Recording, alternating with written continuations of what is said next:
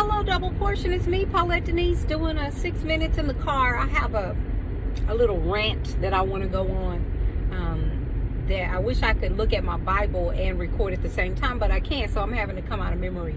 I was speaking with someone just about how it seems like people in the world and people just get away with everything, or they just have money to just throw away and all this other stuff. But it seems like the people that are trying to live right, the righteous or whatever, they always have problems. And when she said it, I was like, you know what? That's like the 73rd Psalm. So I was just at an errand, and I was look. I got my glasses on. It's kind of bright out here. But anyway, I was just at an errand. And so I was looking through Psalm 73, and I was reading it in the Passion Translation, which is usually only available if you have the hard copy or on your YouVersion. But that Passion Translation, or just Psalm 73, is saying, I almost slipped. I almost lost it when I was looking at what was going on with the people around me, especially the wicked, especially people that don't revere or reverence God. When I look at what's going on with them, I'm like, what's up, God?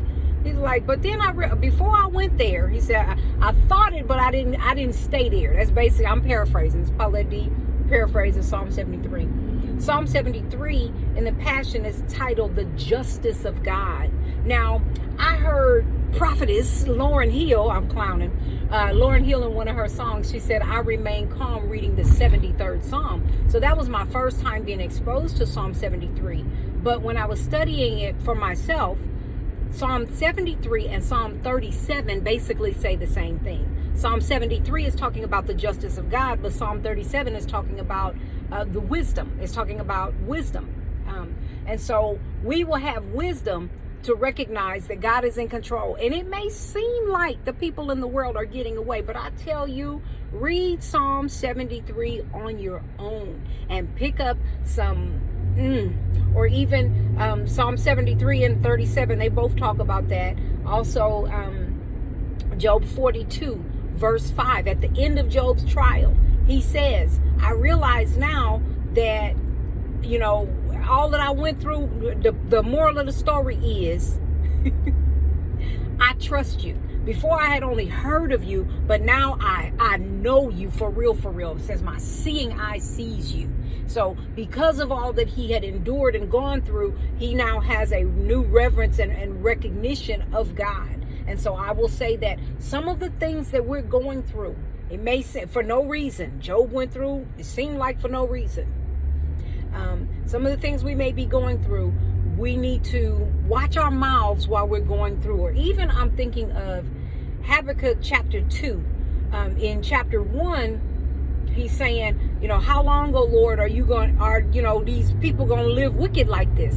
And God's response in chapter 2 is at 2 verse 1 of the Amplified. He says, okay, I will in my thinking stand to watch to see what you'll have me say as a mouthpiece on behalf of all the perplexities that I'm seeing. So sometimes you may see stuff and you may holler out how long. But the point is this, get still in the presence of God and allow him to help you renew your mind. He's for you, not against you. They're not living any better. I was going to do this 6-minute rant on grace, looking at the role of grace, but I'm doing a word this Sunday, or next Sunday, I'm going to address grace and that. So I didn't go there, but God reigns on the just and the unjust. And grace, you don't pervert grace, you actually will find out what's really going on with you in the end. And so I just want to say this, I want to encourage every single one of us as we're going through, and it seems like one trial after another. Don't say that. Don't call it forth. Don't frame your world with your words. Now, I'm looking in the rearview mirror and saying it's been one thing after another, but I'm believing God for a breakthrough. I'm believing God for a turnaround. I'm believing God for the end of this part of the trial that it won't always be like this. The Lord will perfect that concerning me. So that's a song. But anyway, he says sooner or later it'll turn in your favor. It's my season for grace, for favor. It's time. It's a so you're in this testing season. You're in the stretching season. And neither one of those feel good. But after those seasons come the manifestation of that which you were waiting for. And And so I just want to encourage somebody on here. I've been in the car for about 30, 45 minutes. And I was like, well, Lord, I know you told me to do a 6 minutes in the car, but I don't have the topic. And so when I spoke to someone like 10 minutes ago, we were talking about how it seems like, criminals and that thing, people that do illegal stuff. It's like your job is making other people, taking stuff from other people. And like, God, hello? He's like, I see it. I can't interfere in the affairs of mankind. But what I do know is when we decree and declare some things, when we plant the heavenlies with our words instead of how long and it's taking too long and why it working for, watch those kind of thoughts. Watch those kind of words coming out of your mouth for sure. But even watch those thoughts in your heart, because as we mature in God, you're called on the carpet for what's going on in your heart. Because remember this, out of the abundance of the heart, the mouth speaks. I'm at my 6 minutes.